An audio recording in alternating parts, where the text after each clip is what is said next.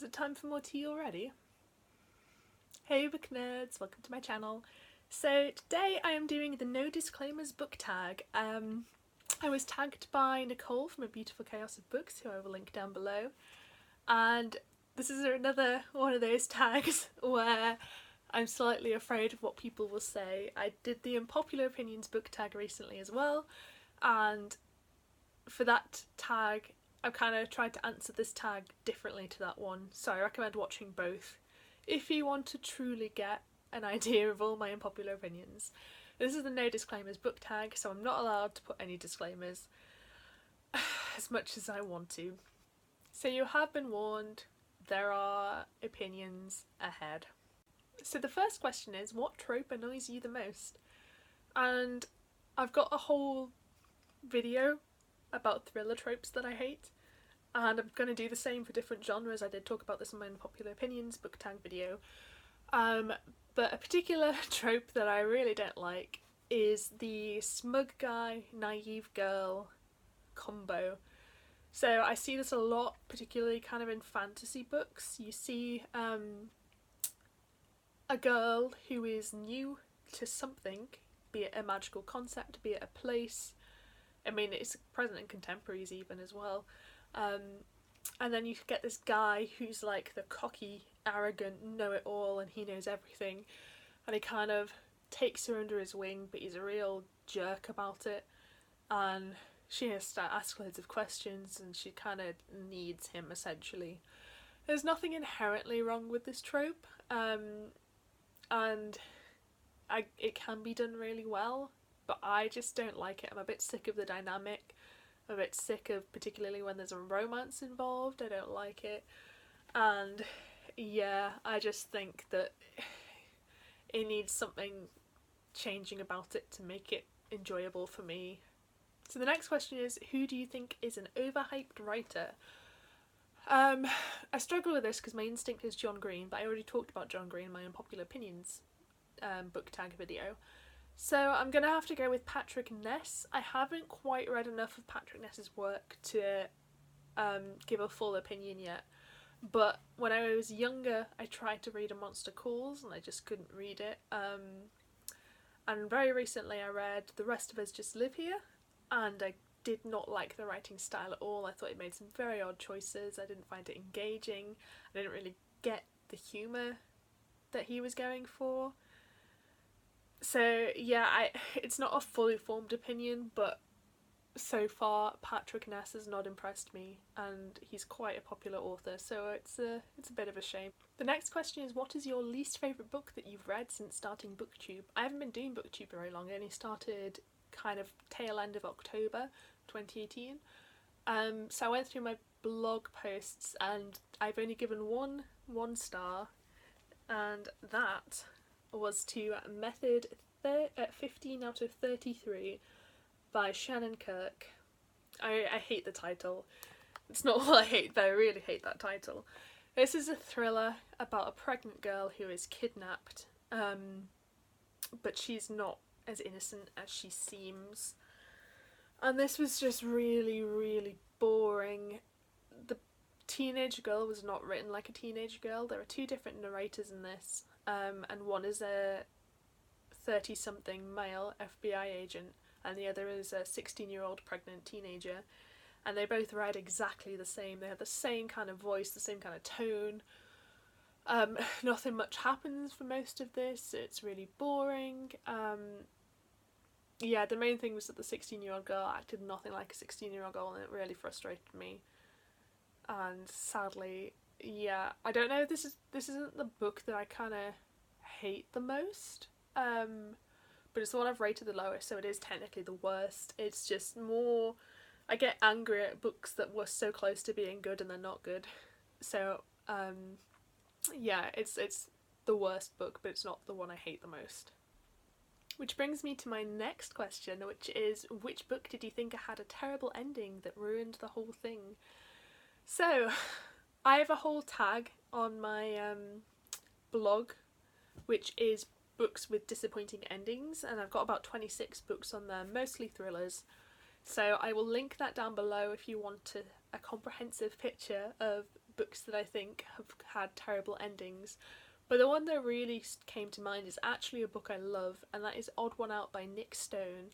So I absolutely love this book. I gave it 4.5 stars. I think it's a fantastic contemporary. It's about 3 teenagers. One is a female lesbian. One is her male best friend who is secretly in love with her. And then there is a new girl who comes to the school, and both the lesbian and the male best friend kind of fall in love with this new girl.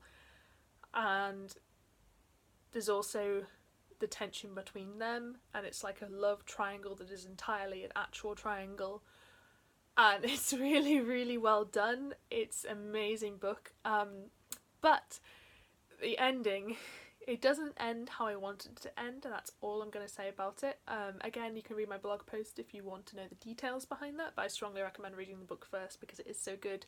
And it's a very personal thing, because I know loads of people will read this and love it and not be bothered by the ending, but I was bothered by the ending because it didn't do what I wanted to do.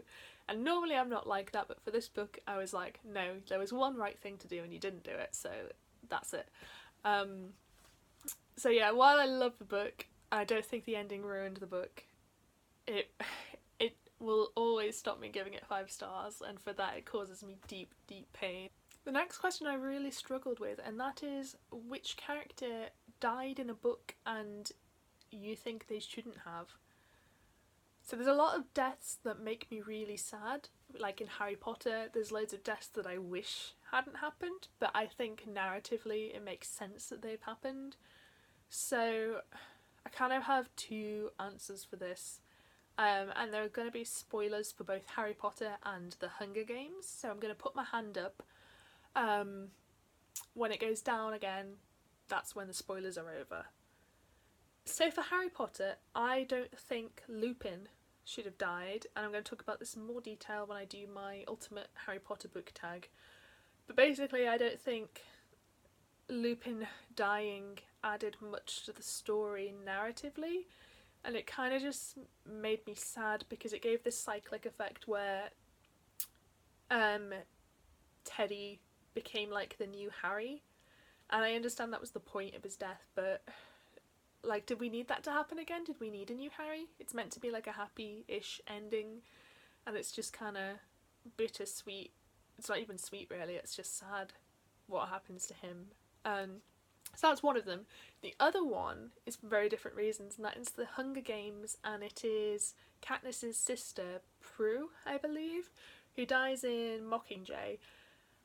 And again, I get that that should have had an emotional impact, but the problem is that it didn't add anything to the story because it happened so close to the end, and it was also a repeat of something that was done better in the first book when, I can't even remember their names now, but that girl dies in the first book who Katniss is really close to, and she's like the little sister figure. And Prue, I'm not even sure that is her name, we don't get her for most of the story, we're not attached to her as a character, it's only what Katniss feels for her, so it doesn't really have an emotional impact on the audience particularly because, you know, she's not really anyone to us. The next question is, what are your bookish pet peeves? So, I don't really have, well I do probably have hundreds and hundreds and hundreds of these, but the one I'm going to talk about is pretentious prose, and this is very, very difficult to quantify, so you'll just have to bear with me.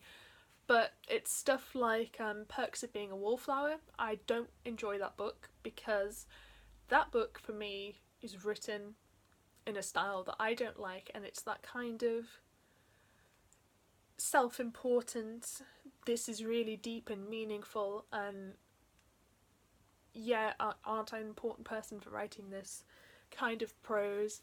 And this isn't to diss any authors or anything, but I really do not like that style of prose where it feels like it's trying to be literary. It's all about how I feel it comes across. The one exception is If We Were Villains by M.L. Rio. That has got very pretentious prose, but it works in that case because all the characters are Shakespearean actors and they're all teenagers who are obsessed with Shakespeare, so of course they're going to be pretentious, that's who they are. So I think it can be done well, and Louise O'Neill's writing as well is pretty poetic, but again it's trying to make like a feminist statement, and it's kind of breaks your heart with how beautiful it is, which I guess is how some people feel about Percy being a wallflower. But for me it just felt like I don't like books that feel like they're trying too hard to make grandiose statements about like youth or this is what it means to be a teenager kind of thing, because I just don't get that. But yeah, it's probably my biggest pet peeve, or at least the one that comes to mind. And the final prompt is, what are some books that you think deserve more recognition? I was actually planning to do a whole video on these, but I don't know if I'll still do it. But in case I do, I'm just going to summarise them really briefly. So there is Invincible Summer by Hannah Moskowitz, which is a contemporary about family and families going through adversity over 4 different summers and the changing relationships between siblings.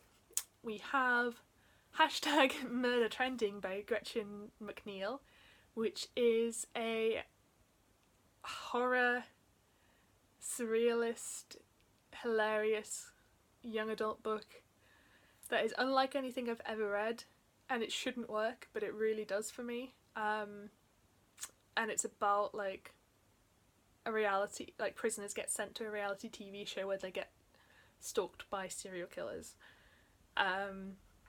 You really have to check it out if you want more detail on that book. It's so hard to summarise. And the final one is Fantasticland by Mike Bockoven, I believe is the author. This is a horror book told through various different mediums like newspaper reports, interviews with people, etc. And it is about a Disneyland-esque place which has a tornado hit it and all the staff members get trapped in the park, and it turns into a Lord of the Flies type situation where they all start fighting each other for supplies and stuff happens, and it's a really good book. It's really enjoyable. So yeah, those are just the 3 that I'm going to list for now. So that is the entire tag. I am going to tag Victoria from What Victoria Read, and I'm also going to tag Harriet Rosie because I don't think either of them have done this tag. I couldn't find it on their channels. If you have, sorry I didn't see it. But yeah, thank you so much for watching. I hope you enjoyed this video. If you did, please give me a thumbs up, it helps me out massively. As always, I would love a discussion surrounding my thoughts on these, as particularly if you disagree with me. I would like to know why. I